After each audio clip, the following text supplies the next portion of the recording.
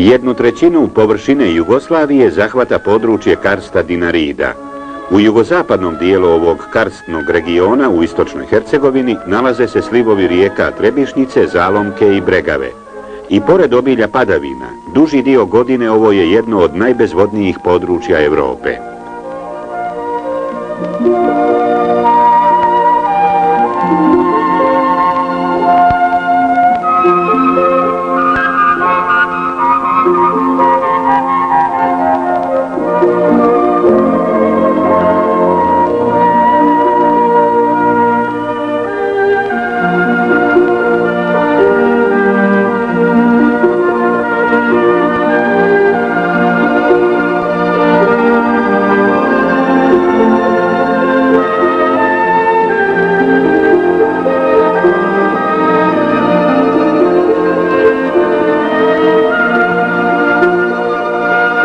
Snažni tektonski pokreti koji su se dogodili u tercijaru prouzrokovali su nabiranje i kaskadno izdizanje terena paralelno današnjoj obali mora.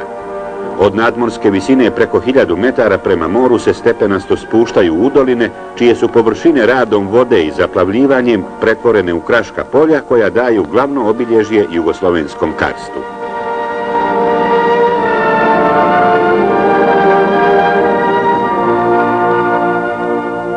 U najuzdignutijem tektonskom bloku na sjeveru ove regije, Nevesinskom polju, usjekla je svoje korito rijeka Zalomka. Koritom Zalomke u vlažnom periodu protiče i do 275 kubnih metara vode u sekundi. U ponoru Biograd površinski tok rijeke prelazi u podzemni dug 20 km. Zajedno sa vodama iz brojnih ponora, vode Zalomke izviru na vrelima Bune i Bunice, 740 metara niže od Nevesinskog polja.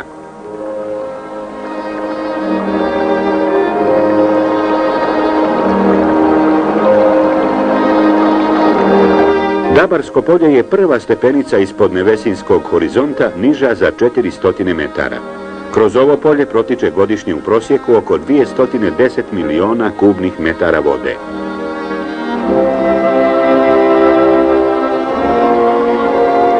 Vode Dabarskog polja odlaze kroz ponore u podzemne karstne tokove i pojavljuju se na vrelima Bregave uzvodno od Stoca.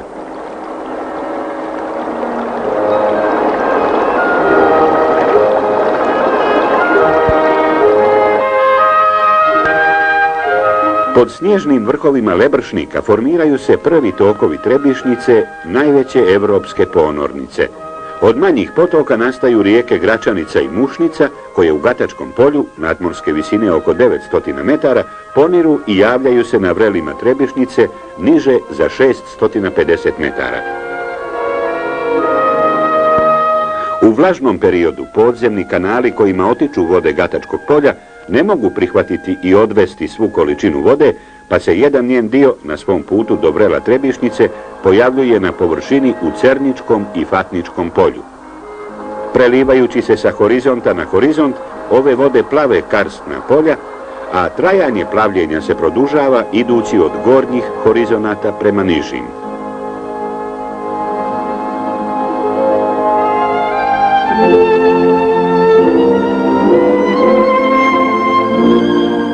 Vremenski neravnomjerno raspoređene padavine u slivu na površini od oko 1100 kvadratnih kilometara koncentrisano se prazne preko vrela rijeke Trebišnjice ispod Bileće i otiču prema Popovom polju.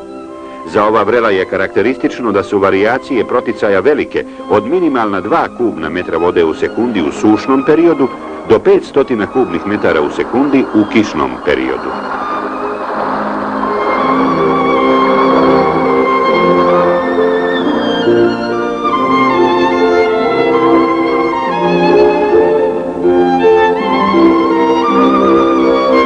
Ponori kapaciteta 300 kubnih metara u sekundi ne mogu da prime sve vode Trebišnjice, pa se Popovo polje svake godine pretvara u veliko jezero dugo preko 40 km, duboko do 40 metara i zapremine preko 1 milijarde kubnih metara vode. Polje ostaje pod vodom u prosjeku 250 dana godišnje.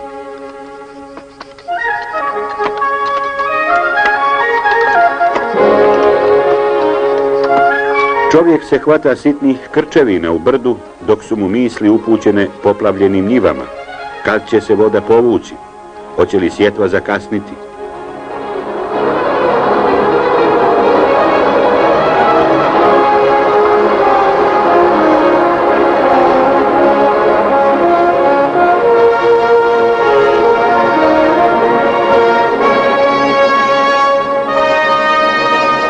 Krajem proljeća, kad prestanu padavine, povuku se i vode iz Popovog polja. Tada počinje neobična sjetva i sa njom strah, onaj iskonski strah za posijano sjeme. Šta će biti od njega? Hoće li donijeti rod ili će ga povodanj uništiti? Ovdje uspijeva samo kukuruz stodanjak. Za 100 dana proklija, uzraste i plod donese.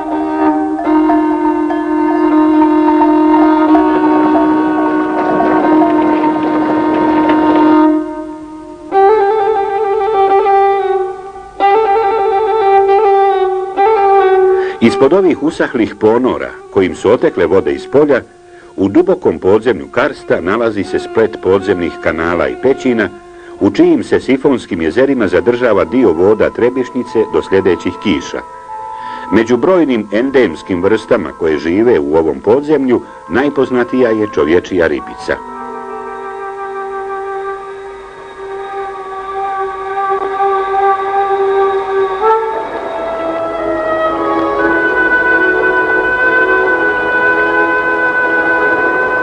Preko vrela Omble otiče jedan dio voda rijeke Trebišnjice koje pod imenom Dubrovačka rijeka teku 5 km i ulivaju se u more.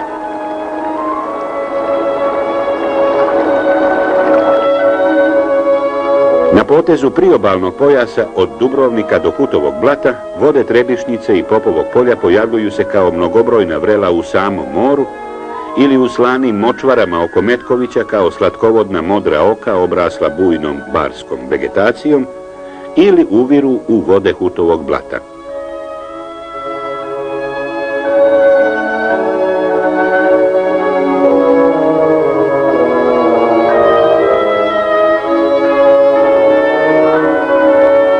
Sini, poplini, grani, plani. Stara je uzrečica ljudi ovoga kraja koji se od pamtivijeka bore sa dvije nedaće, poplavom i sušom. Tek što se polje oslobodilo jedne nevolje vode, zaprijeti mu druga, suša. Mjesecima ne padne ni kap kiše. Sušu trpi i čovjek, i zemlja, i blago, i biljka.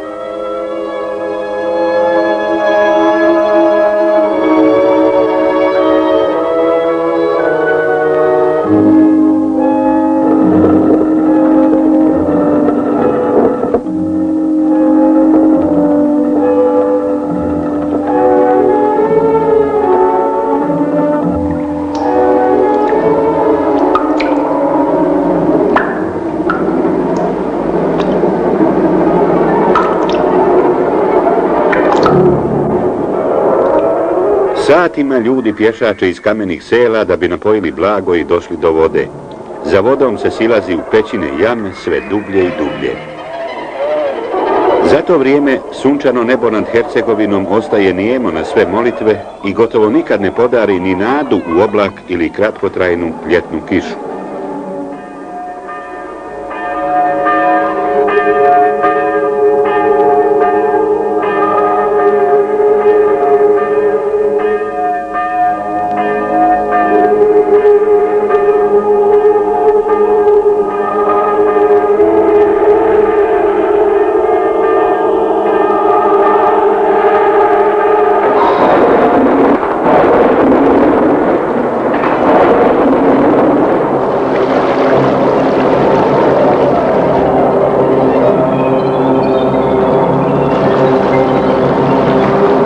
Nekad je potrebno još samo nekoliko dana da kratka stabljika i sitan plod snagu saberu, ali žetvu ne određuje čovjek, određuje je rijeka. Za svega 24 sata Trebišnjica ponovo pretvara do jučerašnje oranice u jezero i gotovo uvijek iznevjeri nadanje ovih ljudi da će hora potrajati.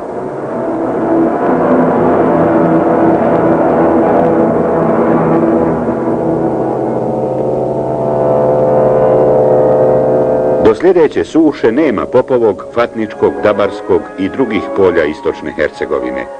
Pretvorene su u jezerska prostranstva koja su poplavila jedine poljoprivredne površine. Čovjek je od vajkada maštao kako da ukroti vode Trebišnjice. Godine 1954. izrađena je prva koncepcija višenamjenskog iskorištenja vodnog potencijala istočne Hercegovine, koja se zasniva na vodnom bogatstvu od 1800 mm padavina godišnje i položaju kaskadno raspoređenih karstnih polja od kote 1000 do nivoa mora. Rijeka Trebišnjica čini okosnicu ove koncepcije, čija je osnovna zamisao da se vodni tokovi što duže zadrže na površini, polja oslobode poplava, a voda iskoristi za energetiku, navodnjavanje, vodosnabdijevanje, turizam i druge potrebe. Osnovna tri horizonta na kojima se pružaju karstna polja istočne Hercegovine su Nevesinsko-Gatački horizont na 1000 metara nadmorske visine, zatim Dabarsko-Fatnički horizont na 470 metara nadmorske visine, te horizont Popovog polja na 250 metara nadmorske visine. Ljeti oskudna riječna mreža i suha korita postaju u periodu jesenskih padavina bogata vodom. Ovi tokovi završavaju u ponorskim zonama karstnih polja i nastavljaju tečenje kroz podzemne kanale prema dolini Neretve i obali mora. Podzemlje se puni vodom i polja plave. Nakon prestanka padavina polja se postepeno prazne od viših ka nižim. Usvojenom koncepcijom predviđeno je da se sa 7 brana ove vode akumuliraju u dolini Zalomke, južnom dijelu Nevesinskog polja, dolini Miruše, kanjonu Trebišnjice, najnižem dijelu Popovog polja i u dijelu Svitavske depresije.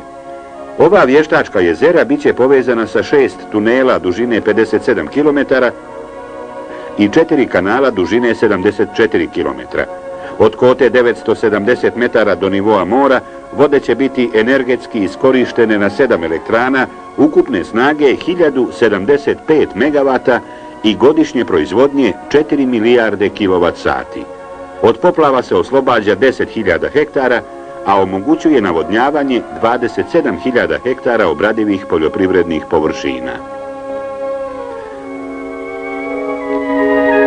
Da bi se ostvarila ova zamisao, trebalo je prethodno upoznati karstnu sredinu u kojoj su zakoni površinskog i podzemnog tečenja voda specifični u odnosu na ostale terene.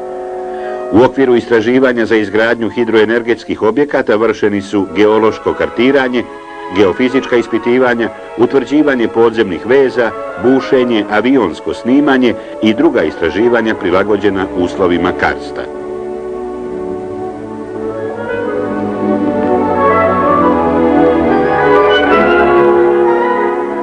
Urađeno je preko 500 istražnih bušotina dubine i do 550 metara. Radi praćenja režima podzemnih voda, u ovim bušotinama kontinuirano se osmatraju oscilacije nivoa podzemnih voda. U karstnoj sredini su ove oscilacije brze, a amplitude izuzetno velike i do 300 metara. U sušnom periodu su nivoi podzemnih voda duboko ispod površine terena, a nakon kiša porastu i do 100 metara za 24 sata, pa se ključne bušotine opremaju instrumentima za stalno praćenje ovih promjena.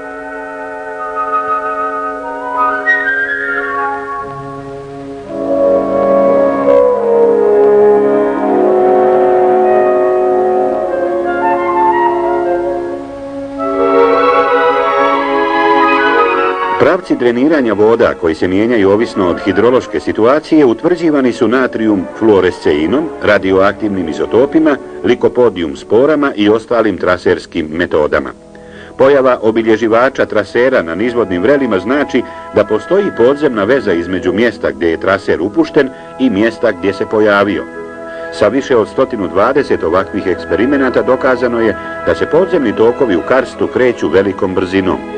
Tako, na primjer, od Gacka do vrela Trebišnjice, dužinu od oko 35 km voda proteče kroz podzemlje za svega 5 dana, dok bi joj uz iste uslove, ali u krupnozrnom pijesku, trebalo 23 godine.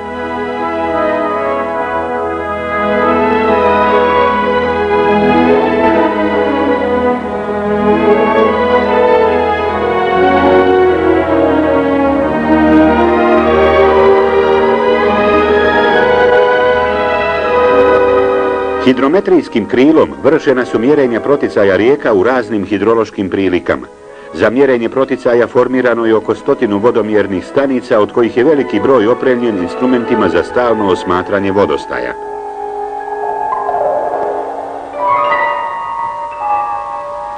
Upotrebom klasičnih obilježivača bilo je moguće utvrditi samo početnu i krajnju tačku podzemnog toka vode, ali ne i njen put kroz podzemlje. Za utvrđivanje prostornog položaja karstnih kanala velike propusne moći konstruisana je takozvana geobomba, koja se sastoji od plastičnog tijela u obliku kugle prečnika 10 do 15 cm, u kojoj su smješteni eksploziv i elektronski tempirni mehanizam. Nakon tempiranja, geobomba se prepušta toku vode koji odnosi kroz ponor u podzemlje. Eksplozije vremenski različito tempiranih geobombi u karstnom kanalu izazivaju seizmičke talase, čiji nailazak na površinu registruju dva međusobno upravna sistema geofona. Na osnovu razlike u vremenu nailaska talasa izračunava se prostorni položaj mjesta eksplozija, odnosno prostorni položaj podzemnog kanala. Da bi se ispitalo najpovoljnije rješenje za saniranje dugih riječnih korita sa ponorskim zonama, izrađeno je više tipova obloga na probnim dionicama u samom koritu rijeke. Odabrana je obloga od armiranog prskanog betona. Za saniranje ponorskih zona u budućim akumulacionim bazenima upotrebljavat će se plastične folije.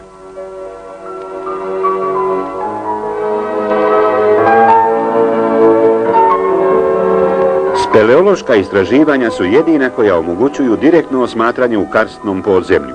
Speleolozi su ušli kroz karstne sisteme u zaleđe mnogih vrela istočne Hercegovine. Istražili su brojne kaverne u bokovima pregradnih profila i na terasama tunela i obezbijedili značajne podatke na osnovu kojih je izvršen izbor tehničkih rješenja prilikom projektovanja i građenja hidroenergetskih objekata. Na osnovu istražnih radova i projektne dokumentacije, reviziona komisija sastavljena od najpoznatijih stručnjaka Jugoslavije zaključila je 1956. godine da je moguće vrlo rentabilno izgraditi sistem hidroelektrana na Trebišnici. U prvoj fazi potrebno je izgraditi branu u Grančarevu visine 123 metra i na taj način stvoriti bilećku akumulaciju ukupne zapremine od 1,3 milijarde kubnih metara vode. Ova akumulacija predstavlja srce hidrosistema Trebišnice. Njene oplemenjene vode će se koristiti u Pribranskoj elektrani Trebinje. Za daljnje korištenje pada u pravcu mora potrebno je izgraditi branu Gorica sa kompenzacionim bazenom Trebinje od 16,5 miliona kubnih metara vode i tunel od 16,5 km sa podzemnom strojarom u mjestu Plat u Dubrovačkoj župi.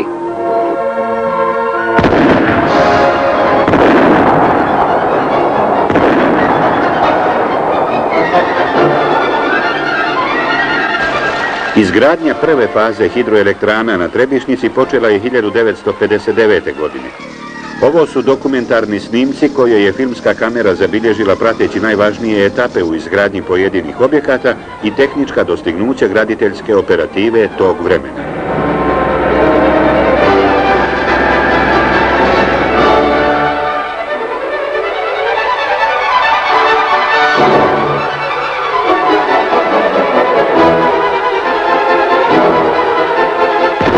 Prilikom izgradnje akumulacije i brane Grančarevo rađeni su obimni injekcioni i konsolidacioni radovi. Na pregradnom profilu nakon iskopa temelja brane obavljeno je konsolidaciono injektiranje i izvedena injekciona zavjesa površine 64.000 kvadratnih metara, što predstavlja podzemnu branu 3 puta veću od površine brane Grančarevo. Konsolidacija temelja brane vršena je do dubine 15 metara silaznom metodom u etažama od 5 metara.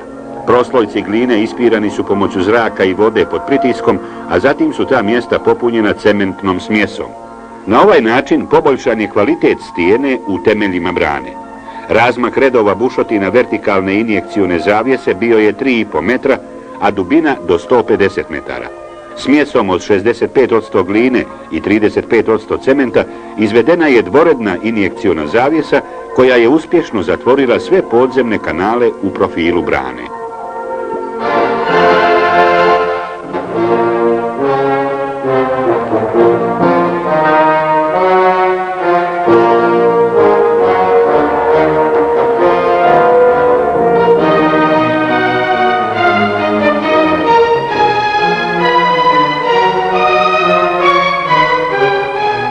tijelo brane i pribranske objekte u Grančarevu na rijeci Trebišnjici ugrađeno je oko 500.000 kubnih metara betona.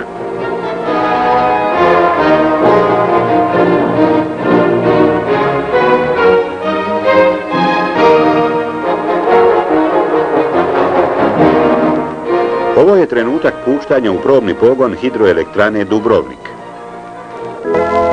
Oslanjajući se na masive karsta, brana Grančarevo je omogućila podizanje nivoa rijeke Trebišnjice i formiranje akumulacije od 1.300.000.000 kubnih metara vode na kraškom tlu Miruške kotline, potapajući i vlastita vrela 70 metara. Punjenje akumulacije je vršeno postupno uz stalna provjeravanja ponašanja brane i ostalih objekata. Utvrđeno je da su gubici vode zanemarljivi.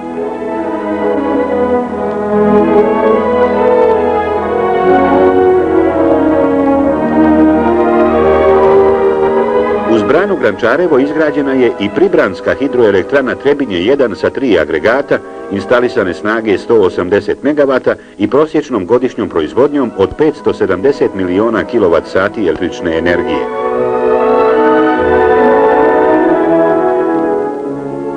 U tijelo brane Grančarevo ugrađeni su najsavremeniji instrumenti i uređaji za stalna osmatranja, čime je obezbijeđena puna kontrola ponašanja tla, akumulacije i brane.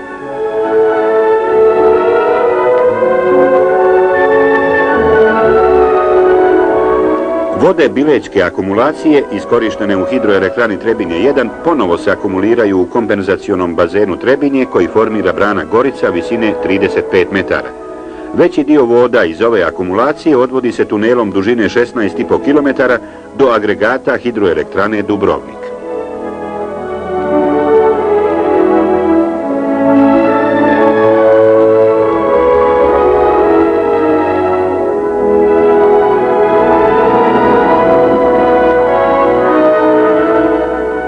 Ovo je 520-metarski pristupni tunel do podzemne strojare u Platu, gdje su montirana 2 agregata ukupne snage 216 MW sa godišnjom prosječnom proizvodnjom od 1566 miliona kWh električne energije.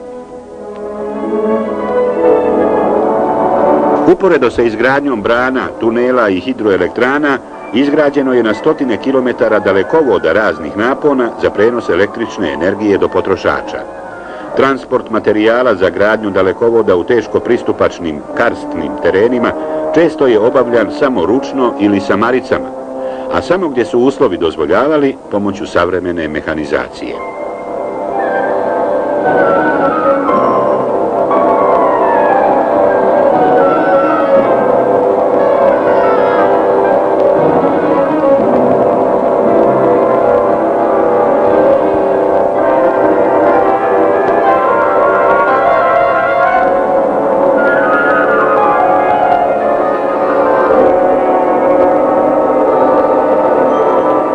Hidroelektrane Trebinje 1 i Dubrovnik povezane su spojnim vodovima od 220 kV na zajedničko razvodno postrojenje u Mokrom polju napona 35 do 400 kV, a preko njega i sa jedinstvenim jugoslovenskim energetskim sistemom.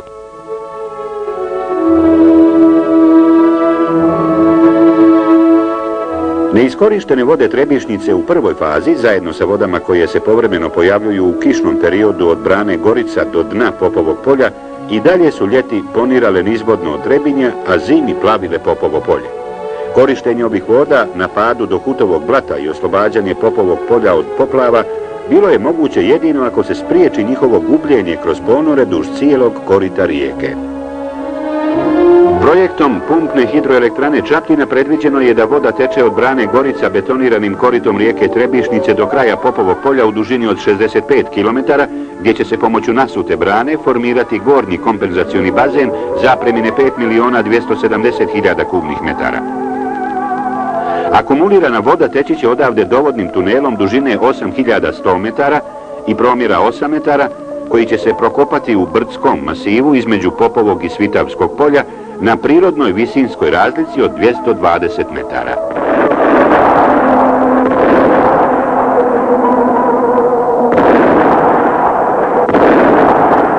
Poslije formiranja i valjanja podloge korita Trebišnjice pristupilo se prekrivanju 2 miliona kvadratnih metara korita armiranim prskanim betonom debljine 5 cm.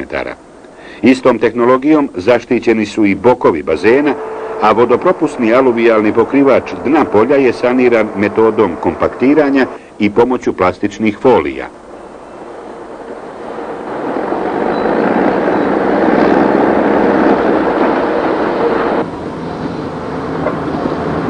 Česte poplave u Popovom polju ometale su izgradnju pumpne hidroelektrane Čapljina.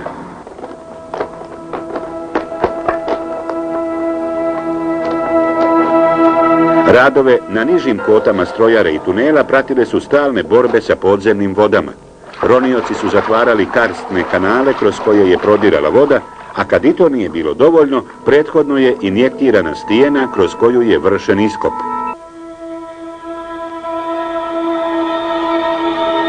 U toku iskopa dovodnog tunela na 3637. metru od ulaza graditelje je zaustavila kaverna velikih dimenzija.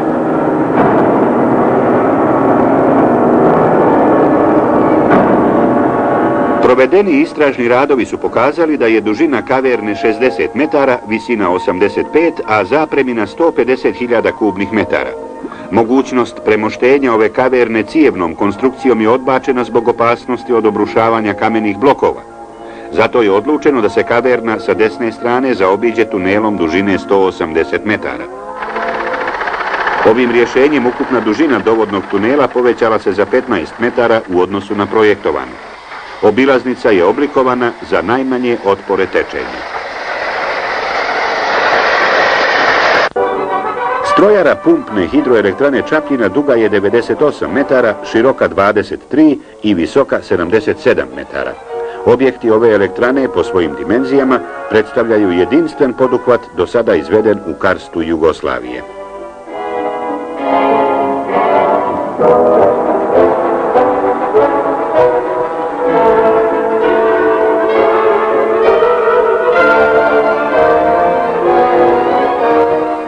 Teška oprema za elektranu dopremana je brodovima i specijalnim vozilima. 2 rotor generatora pojedinačne težine od 2960 kN najteži su komadi opreme ugrađeni u elektranu. Strojara pumpne hidroelektrane Čapljina će biti ukopana 50 metara ispod nivoa mora zbog uslova rada reverzibilnih agregata u pumpnom pogonu. Specifičnost ovih agregata je u tome da vrteći se u jednom smjeru proizvode električnu energiju.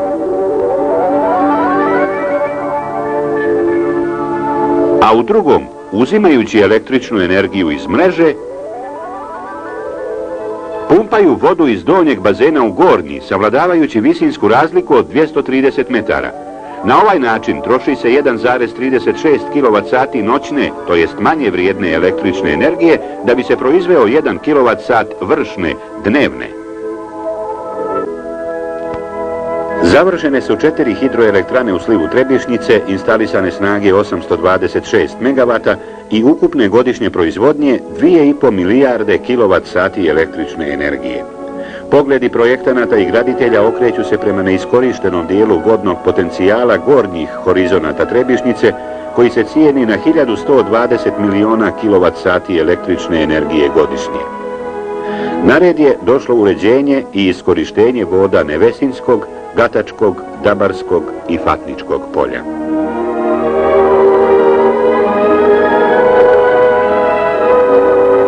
Obilje voda u vlažnom periodu, velike poljoprivredne površine, velike visinske razlike između kaskadno raspoređenih kraških polja i blizina mora otvaraju mogućnost za svestrano korištenje ovog prirodnog bogatstva u energetici i u poljoprivredi.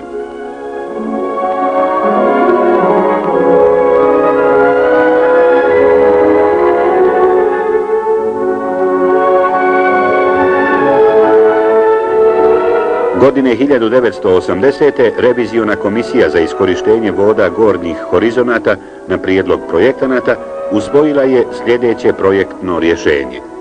U kanjonu rijeke Zalomke između Gacka i Nevesinja treba izgraditi nasutu branu Nadinići visine 25 metara i nasutu branu Rilja visine 80 metara. Između ovih brana formirat će se akumulacija zalomka na kvoti 970 metara nad morem zapremine 185 miliona kubnih metara vode. Vode Gatačkog polja gravitaciono i pumpama prebacivat će se u ovu akumulaciju. Od brane Rilja odvajaju se tunel 4,3 km dužine do pumpne hidroelektrane Nevesinje snage 60 MW i cjevovod za navodnjavanje 10.000 hektara Nevesinskog polja. Prerađene vode u pumpnoj hidroelektrani Nevesinje ponovo će se akumulirati u kompenzacionom bazenu Nevesinje zapremine 27 miliona kubnih metara vode koji će formirati nasuta brana Pošćenje visine 31 metar. Vode iz Nevesinske akumulacije odvodit će se 11 km dugim tunelom do agregata hidroelektrane Dabar snage 160 MW, a posebnim tunelom i cjevovodom u dužini od 12 km navodnjavat će se 6.000 hektara obradivih površina u području Dubrava. Iskorištene vode iz hidroelektrane Dabar, zajedno sa vodama Dabarskog polja, odlazit će kanalom dugim 7 km u tunel dužine 3,2 km koji povezuje Dabarsko i Fatničko polje.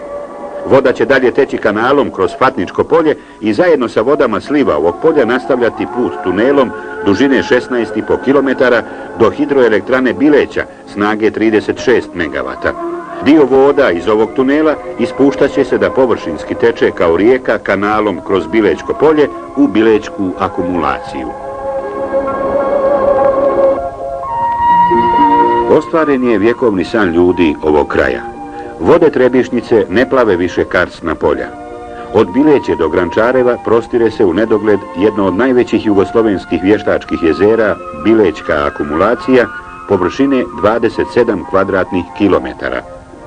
Iseljenom stanovništvu sa potopljenih područja omogućeno je da ili u blizini akumulacije ili na drugom mjestu zasnuje nova domaćinstva.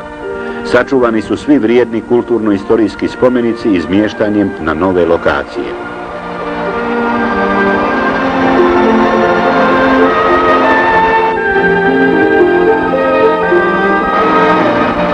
U slučaju pune akumulacije i dolaska velikih voda, nivo Bilećkog jezera se održava pomoću preliva i temeljnih ispusta na brani Grančarevo, koji su dimenzionirani tako da propuste i one vode koje se mogu pojaviti jednom u 10.000 godina.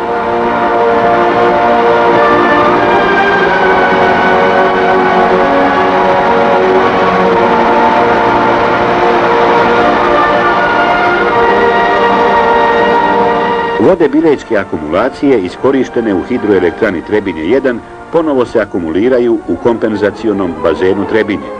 Dio ovih voda, koji se upućuju u pravcu pumpne hidroelektrane Čapljina, koristi se u Pribranskoj hidroelektrani Trebinje 2 snage 7 MW i godišnje proizvodnje 27 miliona kWh električne energije.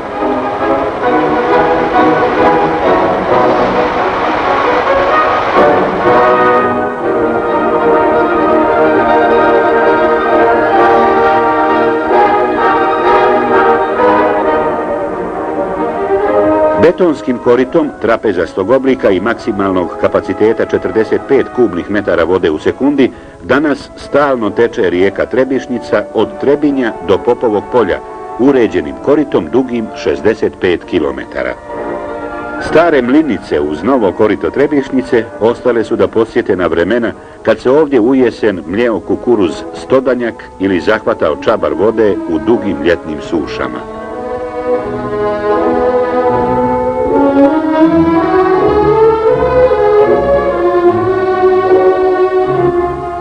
Odvođenjem voda iz Popovog polja u pravcu Svitave sa maksimalnim kapacitetom 225 kubnih metara vode u sekundi, polje se gotovo u potpunosti štiti od poplava.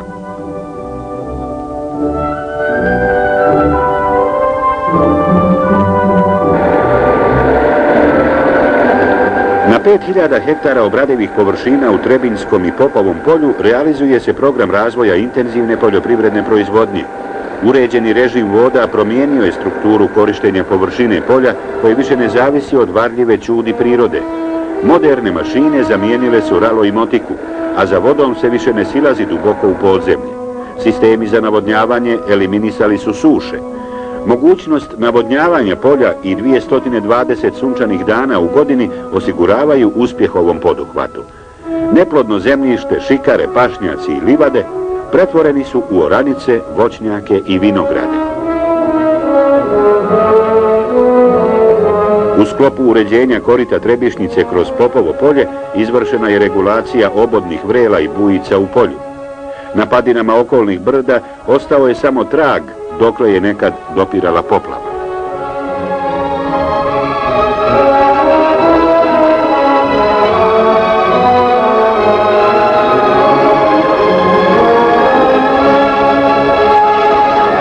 Izgradnjom sistema hidroelektrana na Trebišnjici stvoreni su svi uslovi za razvoj poljoprivredne proizvodnje i prateće industrije na ovom području. Ljudi ovog kraja koji su se vjekovima iseljavali neće više morati da napuštaju svoje domove u potrazi za boljim životom.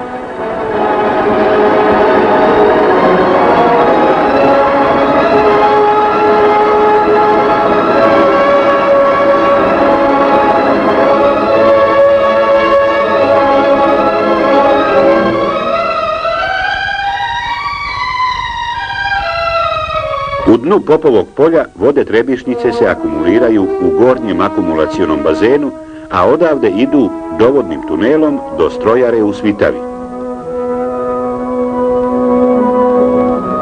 U stijenskim obroncima Svitavske kasete izgrađeni su objekti pred strojarom i razvodno postrojenje.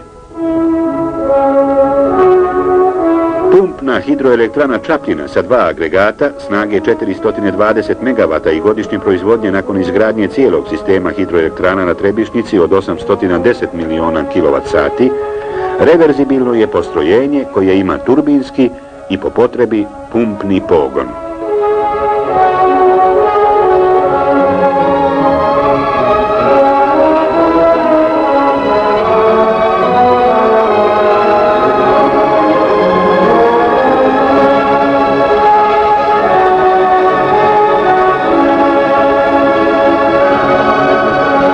Iskorištene vode Trebišnjice iz turbina odlaze u kompenzacioni bazen Svitava, a odatle kontrolisano preko Ustave Krupa otiču u Neretvu. Na ovaj način vode Trebišnjice povećavaju male vode rijeke Neretve. To ima višestruk značaj za korištenje voda u donjem toku ovog sliva.